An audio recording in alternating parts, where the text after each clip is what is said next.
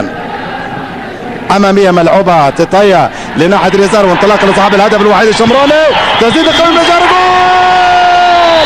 جول الشمراني. الشمراني ايش قاعد يعمل الشمراني؟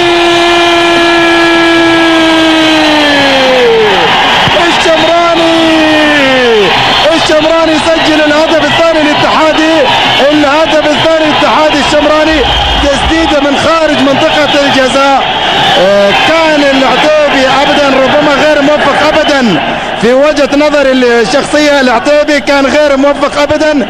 الشمراني فاجأ الدفاع الهلالي. شوف الشمراني بالقدم الشمال، بالقدم الشمال، والعتيبي يتحمل في وجهة نظري الشخصية هذا الهدف. انخدع فيه العتيبي، يعتبر انه اصطدمت في الارض. وثاني اهداف الفريق الاتحادي، الشمراني قاعد يعمل العجب في هذا الشوط، وبالتالي سجل من كرة ثابتة، سجل بالقدم الشمال، سجل باليمين وسجل بالشمال. هل يكون هدف ثالث بالراس يا شمراني؟ كل شيء وارد. واكثر من لاعب وتسديده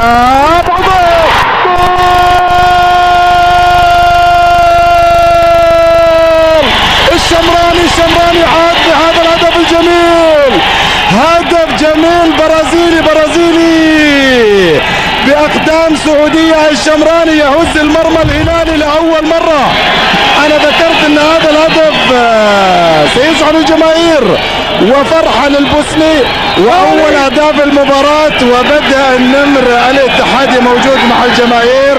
العتيبي اول اهداف المباراه واول هدف في مرمى الهلال في هذه الدورة. شوف الإعادة، شوف الشمراني لعبها فوق الحيطة. لا لا لا لا، هذه اللعبة ما هي بالقدم، هذه باليد، هذه باليد.